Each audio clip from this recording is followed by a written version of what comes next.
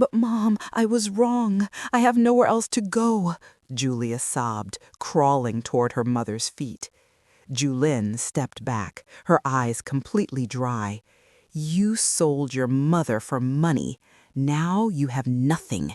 Get out of my house, immediately. Hamptons, New York, December 2024. The winter wind from the Atlantic Ocean screamed in freezing gusts through the old pine trees, blanketing the wealthy Hamptons neighborhood in a bleak white haze. Isolated atop a hill, Mrs. Julin Garcia's Victorian-style mansion stood tall like an ancient fortress. Valued at $2.5 million USD, the house radiated the solemn, imposing aura of old money, in complete contrast to the chaos that was about to descend upon it. The stillness of the late afternoon was ripped apart by the piercing roar of a V8 engine. A bright red Porsche 911 screeched to a halt right in front of the stone archway gate, its tires grinding through the thin layer of snow. It was a rental car. The faded Hertz sticker on the rear bumper gave it away, but Julia Garcia, the 23-year-old daughter of the homeowner, clearly didn't care. Julia burst out the front door, shivering inside her shearling coat, her breath turning into white clouds in the air. She ran toward the car like a moth drawn to a flame. The car door swung open. Peter Pitt stepped out. At 28, with slicked-back glossy hair and a perfectly tailored suit hugging his frame, Peter looked flawless, like a textbook image of success on Instagram. But there was no joy in his eyes at the sight of his girlfriend. He was in a hurry. No hug, no greeting kiss. Peter immediately grabbed an iPad Pro from the passenger seat and shoved the screen right up to Julia's face. "Look at this," Peter growled, his index finger jabbing repeatedly at the green candlestick chart shooting straight upward on the screen. "This coin is going public next week. This is insider information, Julia. I need $1.2 million to get into the seed round, right now." Julia stared at the flashing numbers, stammering. $1.2 million, Peter? Where would that kind of money even come from? I thought you said you only needed— "Stop backing out!" Peter cut her off, his tone shifting into manipulation, striking directly at the deepest fears of Gen Z. "Do you want us to be wage slaves forever? Clock in every morning, clock out every night, breaking our backs, paying off credit card debt until we die? This is a winning lottery ticket, and it's sitting right in front of us." Peter's words were like a syringe injecting a powerful stimulant straight into Julia's brain. She shuddered, not from the cold, but from the vision of sudden wealth he had painted. Julia turned her head and looked through the floor-to-ceiling French windows of the living room. Inside, the fireplace crackled softly, casting a dim golden glow. Her mother, Mrs. Julin Garcia, was sitting in a wheelchair. A minor slip-and-fall accident the week before had left her left leg in a cast, but through Julia's eyes at that moment, the image was cruelly distorted. Julin Garcia, once a sharp and formidable lawyer, now appeared to her daughter as nothing more than a frail, slow-moving, past-her-prime 65-year-old woman. She sat motionless, staring into the fire, looking utterly useless. A dark thought crept into Julia's mind, colder than the snowstorm raging outside. Mom is old now. What does she need to cling to this $2.5 million fortune for? She doesn't need a second chance at life, but I do. I need it right now. Julia turned back to Peter. The hesitation in her eyes hardened into blind determination. "Do you already have a plan?" she asked softly. Peter curled his lips into a handsome yet sinister smile. "I always have a plan, babe. The only question is whether you're brave enough to do it." Peter didn't let Julia stand outside in the freezing cold for long. He pulled her into the Porsche and slammed the door shut, sealing the two of them off from the outside world. The interior of the car was thick with the scent of expensive leather mixed with Peter's strong masculine cologne. He didn't drive into the garage. Instead, he turned off the engine, leaving only the flickering blue glow of the dashboard lights, creating a suffocating, shadowy atmosphere. "Listen to me, Julia," Peter began, lowering his voice, deep, warm, and persuasive, the same tone that had lured countless inexperienced investors into fake projects. "I'm not telling you to steal your mother's house. God, I'm not that kind of person. I'm talking about financial leverage." He reached into the back seat, pulled out a thin navy blue folder, and placed it in Julia's lap. On the cover, bold letters read, "Springing Power of Attorney." Julia frowned as she flipped open the first page, her eyes skimming over the dense legal terminology in confusion. "What is this? My mom is a lawyer. She'll tear this to shreds if you give it to her." "That's exactly why you don't give it to her right now," said Peter, taking her hand, his thumb gently stroking the back of it in reassurance. "This is a special kind of power of attorney, babe. It's like a spring. It stays dormant and harmless. It only springs into legal effect when, and only when, the grantor, meaning your mother, is officially determined to be incapacitated or no longer mentally competent." "To do what?" asked Julia, her voice trembling. "So we can mortgage this house on her behalf with the bank." Peter lied without blinking, his gaze locked onto Julia's with convincing sincerity. "We're just temporarily borrowing the title to get a short-term loan of $1.2 million. The moment the coin goes public next week and I cash out, I'll pay the bank back, principal and interest, and retrieve the documents. Your mom will never even know the house was mortgaged. She keeps living here safe and comfortable, and us, we walk away with $5 million in pure profit." Julia bit her lip, looking down at the folder, then back at the mansion. She knew that despite her injured leg, her mother's mind was still razor sharp. "But my mom isn't incapacitated. She's completely lucid. This document is useless." Peter smiled, a smile hiding cold calculation that Julia, intoxicated by money, failed to notice. He leaned back in his seat and shrugged casually. "Not yet, but look at her, Julia. She's old, and she just had an accident. Elderly health is like a candle in the wind.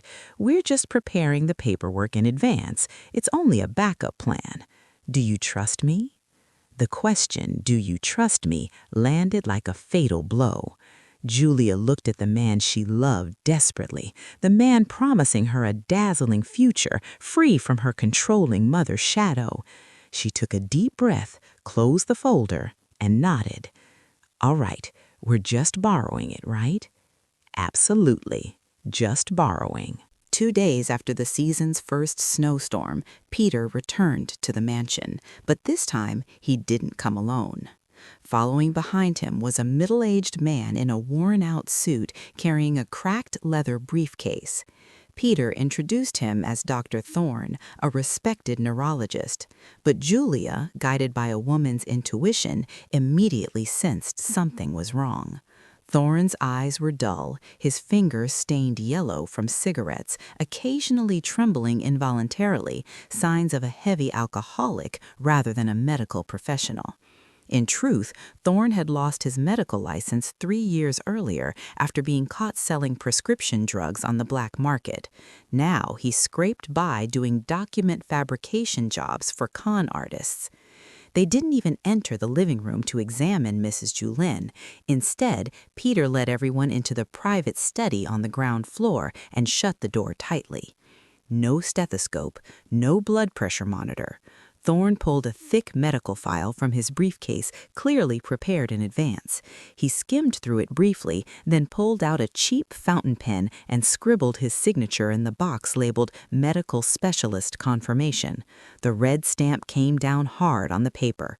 Thud, echoing sharply in the silent room. Julia took the document, her hands icy cold. The diagnosis printed on the page was brutal and false. Severe dementia, stage 3.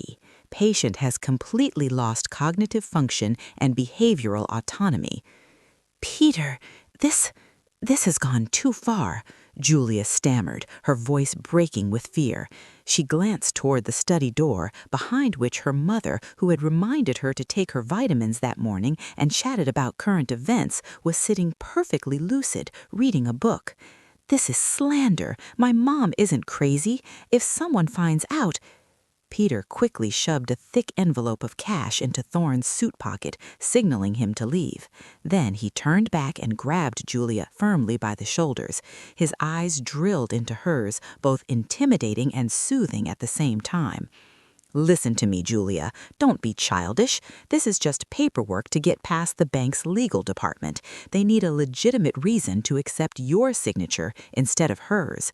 If the file says she's mentally sound, they'll force her to come to the bank in person, fingerprints, photos, the whole process. Do you want your mother dragging that broken leg through all that hassle? Or do you want us to lose $1.2 million because you are being stubborn? He executed the switch perfectly, turning blatant fraud into a warped act of filial devotion. Julia stared at the bright red stamp on the document, then thought about her maxed-out credit card. Greed and the fear of missing out crushed the last remnants of her conscience. She swallowed hard and nodded. This fake diagnosis was the very first key, one that flung open the gates of hell for her family. 3 days passed in extreme tension. Peter paced back and forth in the living room like a caged animal, his phone glued to his ear as he made calls filled with irritation and carefully staged anxiety. When Julia walked in, he threw the phone onto the sofa and ran his hands through his hair. "It's all ruined," Peter roared, his voice heavy with despair. "Those damn banks! Their asset appraisal process for a mortgage takes at least 45 days. 45 days! By then, the IPO will be over, and we'll just stand there watching other people make a fortune." Julia's face turned pale. So there's no other way?" Peter stayed silent for a long moment, then looked up, his eyes flashing with a calculated glimmer of hope. He stepped forward and grabbed Julia by both shoulders. "No, there's still one way, but you have to be very brave. I just got in touch with a private investor. He's looking to buy property in the Hamptons to launder money. No, to park assets. He's willing to make an all-cash offer and close within 3 days." "Buy?" Julia staggered back, her eyes wide. "You mean sell the house? No, we only agreed on a mortgage. If we sell the house, where will my mom live? This is our ancestral home." "Listen to me." Peter tightened his grip until it hurt. "We're not selling to lose it. We're selling to raise capital. With $1.5 million in cash right now, I'll turn it into $10 million in just 1 month through that crypto deal. After that, we'll come back and buy this house again, maybe even buy the neighboring mansion for your mom. Do you understand? This is taking 1 step back to leap 10 steps forward." But the market value is $2.5 million. Why are they only offering 1.5? Julia protested weakly, even as her reason was slowly being swallowed by greed. "That's the price of quick liquidity, Julia," Peter explained in the confident tone of a seasoned financial expert. "If you want cash in 72 hours, no complicated appraisals, no public listing, an off-market deal to protect your family's image, then you accept a discount. Do you want to cling to a fantasy price of $2.5 million, or do you want to hold $1.5 million real dollars in your hands this Friday?" Julia looked around the vast living room, at the old oil paintings and the damp scent of aged oak. She thought of the TikTok videos showing a glamorous life in Dubai that Peter often sent her. This house was the past. Peter was the future. "All right," Julia whispered, her voice distant, as if sleepwalking. "Sell it, as long as it's secret." Peter smiled, the smile of a predator whose trap had just snapped shut on a fat piece of prey. He had successfully shifted the plan from borrowing to selling outright, while Julia had no idea there was no investor at all, only a tightening trap. The vast mansion sank into a silence so chilling it was frightening, the kind of silence that signals an approaching storm. But to Julien Garcia, a battle-hardened former lawyer who had spent 30 years across negotiation tables, this silence was filled with the screams of betrayal.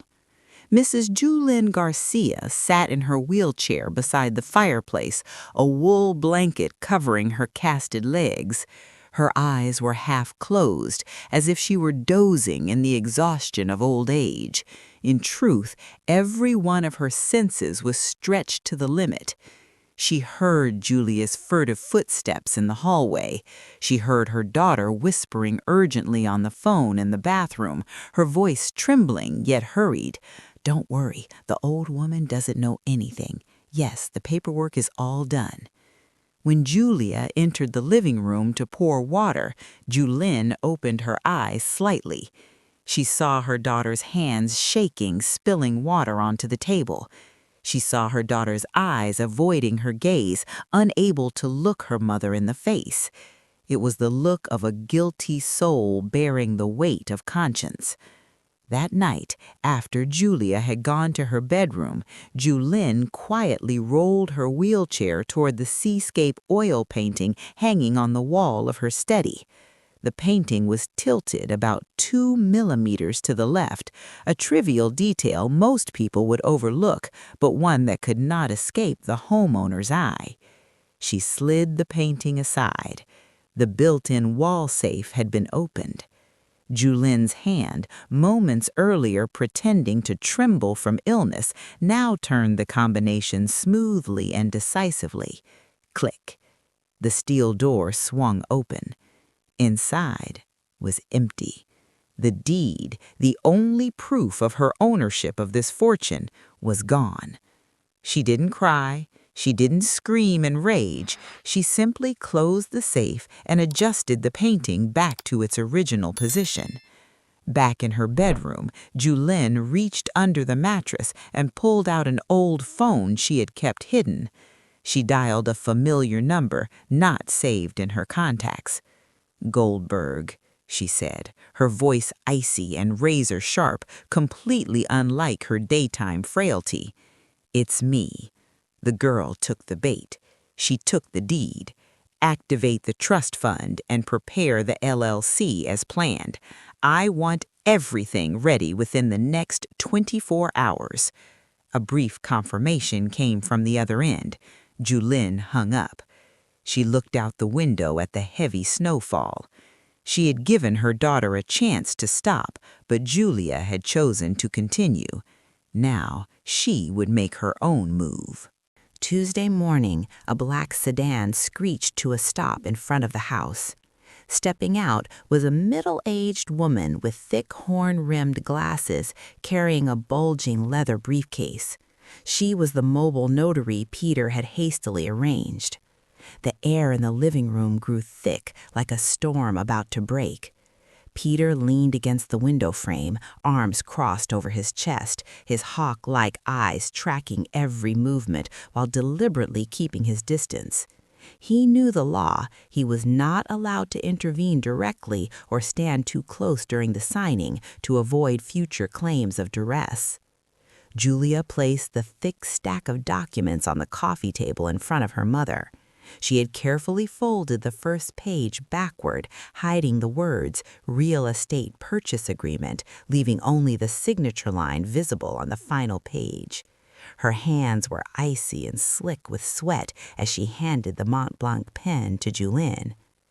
"Mom," Julia said, forcing her voice to sound normal, though it trembled unevenly.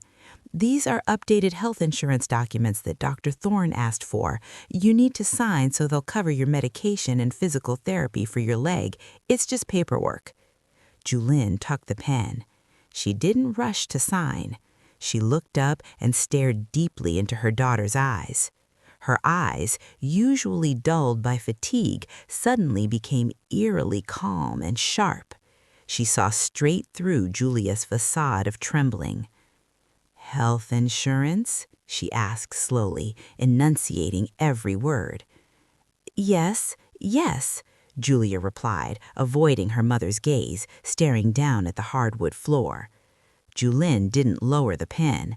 She reached out and gently held her daughter's trembling hand.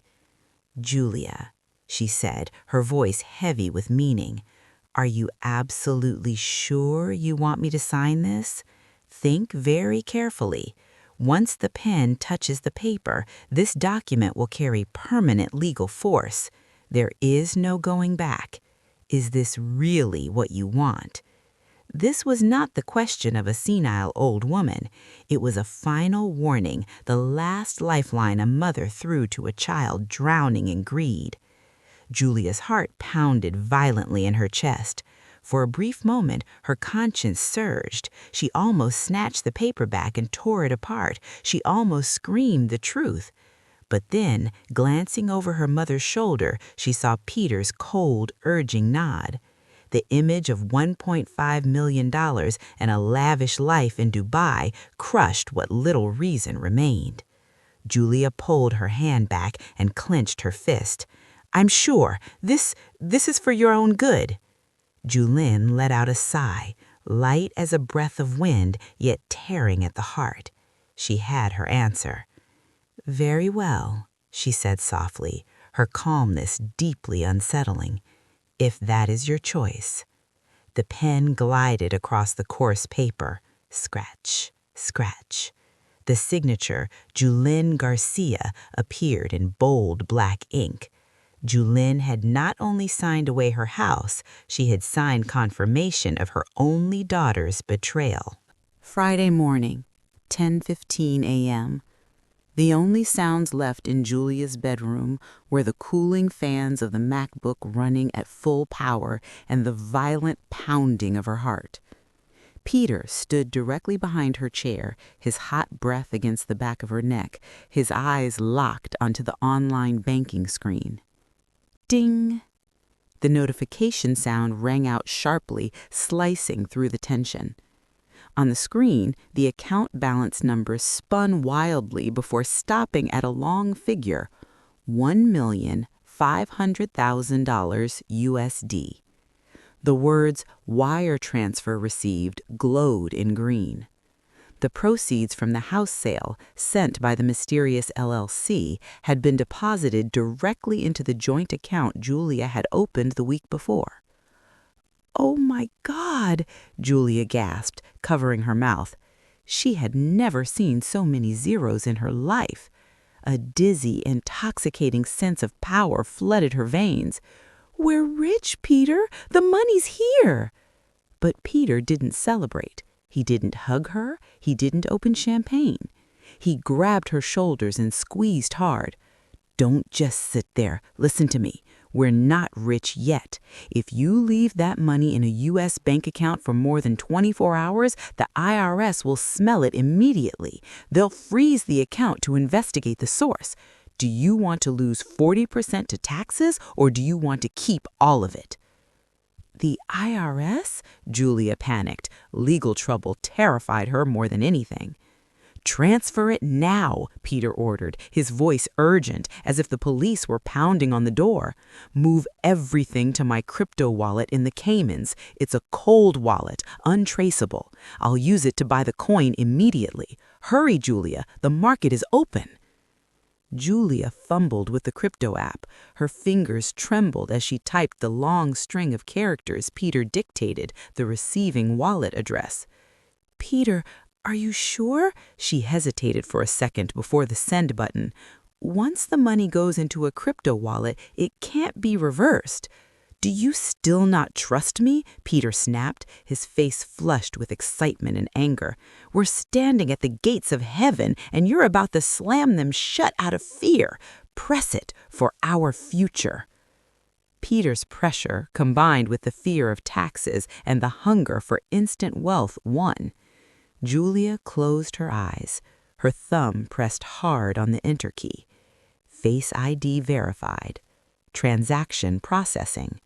Transaction completed.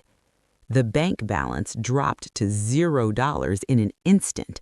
$1.5 million vanished from the traditional financial system, swallowed into the darkness of the crypto world. Peter let out a long breath of relief. He lightly patted Julia's cheek. His smile returned, but his eyes were colder than ever. "Well done, girl. Now start packing." Julia strained as she pulled the zipper of the large Louis Vuitton suitcase closed. She stuffed inside it all her most glamorous evening gowns, her mind already drifting to yacht parties in the Persian Gulf. The money was gone, which meant the passport to paradise had already been stamped. She hurried downstairs, intending to invite Peter for a celebratory drink. But the living room was empty. The garage door was wide open. The bright red Porsche 911 was gone, leaving only dark tire tracks carved deep into the dirty gray snow. A sense of unease crept into Julia's lower stomach. Ting! The phone in her hand vibrated with a new message. It was from Peter. "Babe, sorry I had to leave first. The Dubai partners just called an emergency shareholder meeting tomorrow morning. A once-in-a-lifetime chance to double the capital the moment I land. I have to rush to Newark Airport to catch the earliest flight." Julia exhaled in relief and typed quickly, "I understand. I'll grab a taxi and meet you there right away." Peter's next message appeared instantly, cold and ruthless like a sentence being handed down. "Wait. There's one more thing you need to take care of before you come. Your mom. We can't take her to Dubai. She'll be a burden to both of us. I've contacted Shady Pines, a nursing home up north. Cheap. They can take her immediately." Julia froze as she read the message. Shady Pines? That was the place notorious for being run down, where people sent lonely old folks to wait for death. Peter continued, each line cutting like a knife. "Put her there this afternoon, then take a taxi to JFK Terminal 4. I booked you a business class ticket on the 10 p.m. flight. Don't let an old woman block our future. Love you." Julia's arm dropped limply to her side. He had left first, dumping the dirtiest, most painful task onto her, abandoning her own mother. She looked up toward the second floor, where Julian was. The money was already in Peter's wallet. The house was sold. There was no way back. If she didn't follow Peter tonight, she would be left with nothing. Julia bit her lip until it bled. She wiped away the tear welling up, not because she pitied her mother, but because she pitied herself for having to commit such evil. She steadied herself and climbed the stairs. 5 p.m. The snowstorm outside had escalated to warning level, turning the Hampton sky into a chaotic gray blur. But inside the Uber Julia had just rushed to call, the air was even colder. Julin sat in the back seat, so silent that Julia almost thought she had stopped breathing. She carried only a small, worn travel bag containing a few changes of clothes and a family photo frame turned face down. Julia did not dare look into the rearview mirror. She was afraid of meeting her mother's eyes. The car stopped in front of the rusted iron gate of Shady Pines. True to its name and the cheap price Peter had found, the place radiated decay and gloom. Peeling walls exposed baked brick underneath, and the flickering neon light in the lobby pulsed weakly like the heartbeat of the elderly people slowly wasting away inside. "We're here," Julia said, her voice unsteady. She hurried out, opened the door for her mother, trying to do everything quickly so she wouldn't miss her flight. "Mom, go inside. They have nurses here 24/7. Peter and I are going on a business trip for a few weeks, and then we'll come back to get you right away." Julin let her daughter help her into the wheelchair. The icy wind whipped against her face, but she did not tremble. She did not cry, curse, or beg like other elderly parents abandoned by their children. Right there in the lobby, thick with disinfectant and dampness, as Julia was about to turn and run, Julin suddenly reached out and gripped her daughter's wrist. The grip was not strong, but it was firm, like a vice. Julia startled and turned back. For the first time that day, mother and daughter looked directly into each other's eyes. "You chose money over your mother," Julin said. Her voice was not raised in accusation, but low, steady, and clear, like the verdict of a judge. "You sold your house, sold your dignity, and sold your own mother. Remember this choice, Julia, because this life will not give you a second chance to choose again." Julia shuddered. Her mother's words drilled straight into her heart, but the flight alert chiming on her phone yanked her back to brutal reality. She pulled her hand free and stepped back. "I have to go. I'm sorry. This is all for our future," Julia said in a daze, then turned and sprinted toward the waiting car, leaving her mother alone in the empty lobby with the small bag at her feet. Julin watched as the car disappeared into the snowy rain. Her expression slowly changed, pain giving way to sharp, icy calm. She was not a victim, she was the judge, and the trial had just begun. JFK International Airport, Terminal 4, 9 p.m. The bright neon lights and blaring announcements of the airport felt like a completely different world from the deathly silence of Shady Pines. Julia dragged her suitcase through the crowd, her eyes darting everywhere in search of Peter. In her mind, she was already picturing business-class champagne and the sunlit skies of Dubai. But Peter was nowhere to be found. Julia walked up to the Emirates check-in counter. She placed her passport on the desk, trying to steady her racing heart. "Please check my booking, business class to Dubai. Julia Garcia and Peter Pitt. My boyfriend probably checked in already."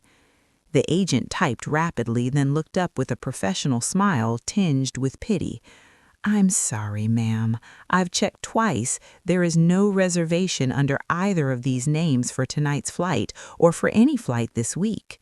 "That's impossible!" Julia screamed, drawing stares from people nearby. "He sent me the ticket code." Her hands shaking, she pulled out her phone and dialed Peter. "The number you have dialed is currently unreachable." The automated message repeated coldly, like a funeral prayer. She tried again. Same result. Zalo, WhatsApp, Telegram, every message showed only a single gray checkmark. Peter's avatar had turned blank white. She had been blocked, or the accounts had been deleted. A chill ran down her spine, colder than the snowstorm outside. Julia leaned against a concrete pillar to keep from collapsing. With uncontrollable trembling, she opened her crypto wallet app. This was her last hope. The loading circle spun and spun.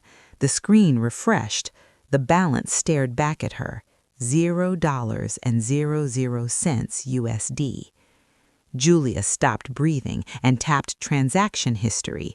The record was brutally clear. Moments after she transferred the $1.5 million into the wallet, the money had been split and routed through thousands of junk addresses via a protocol called Tornado Cash, a crypto mixer designed to erase dirty money trails.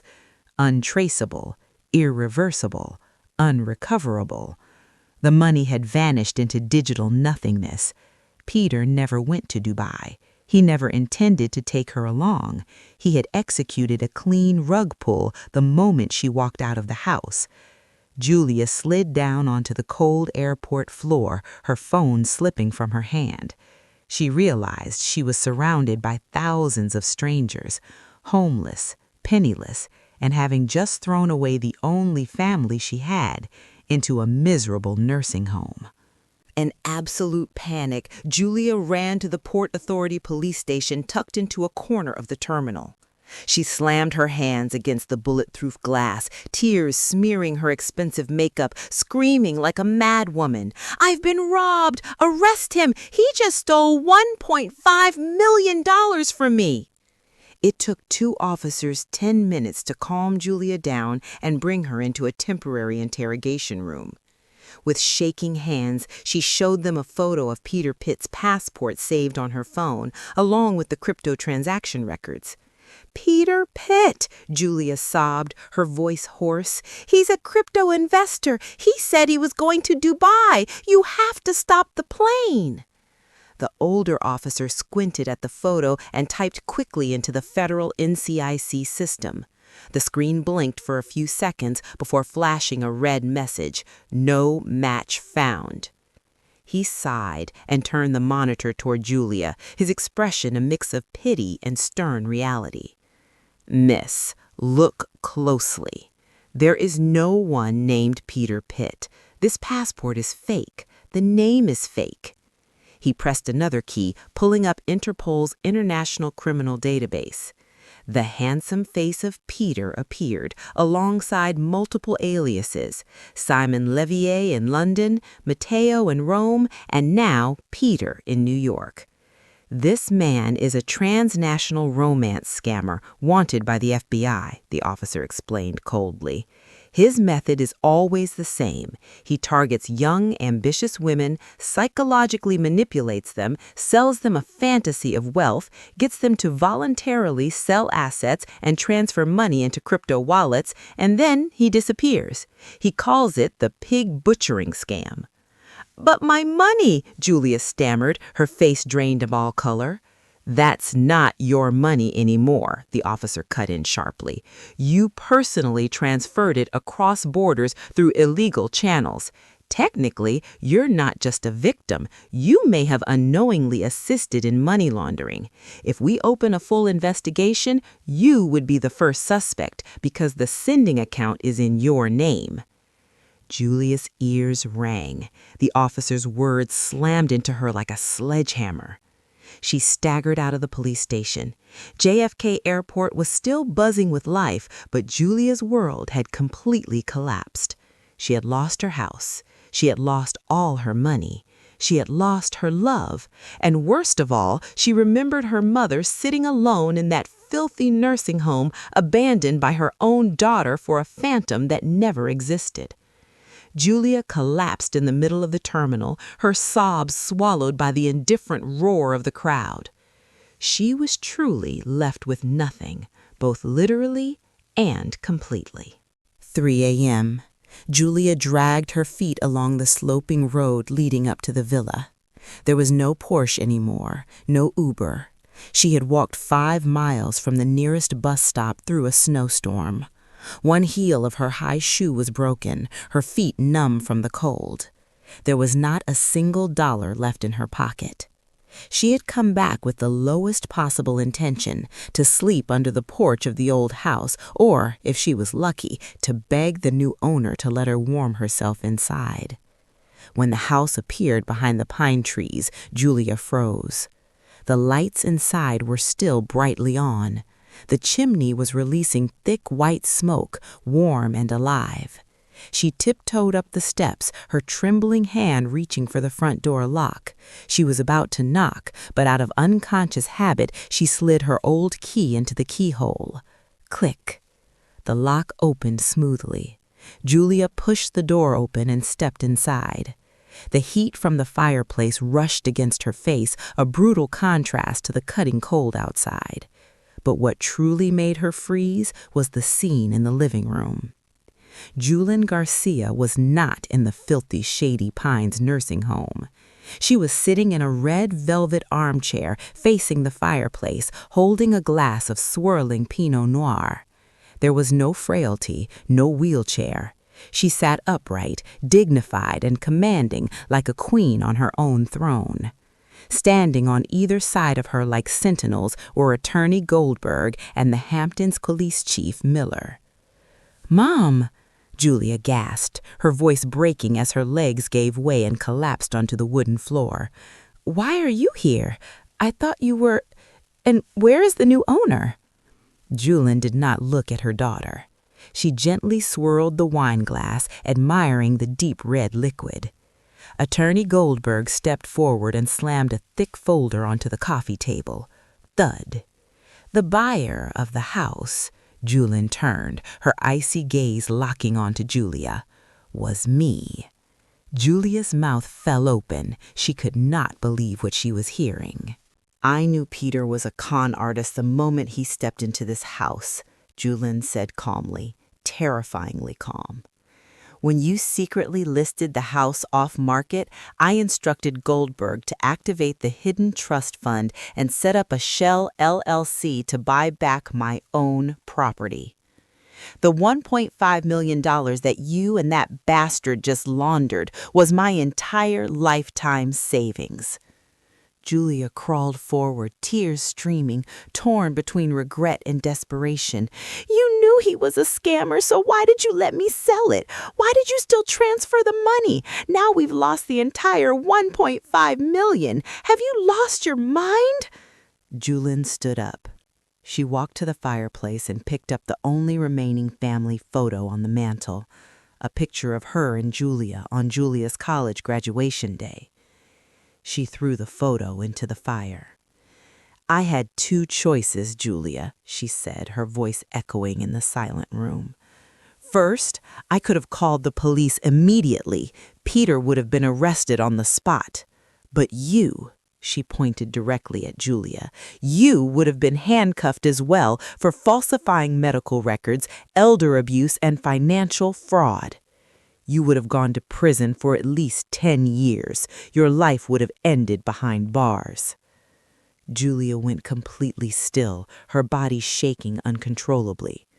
Second, Julin continued, her voice dropping lower, heavy with pain but unyielding, I accepted losing $1.5 million meant for my retirement.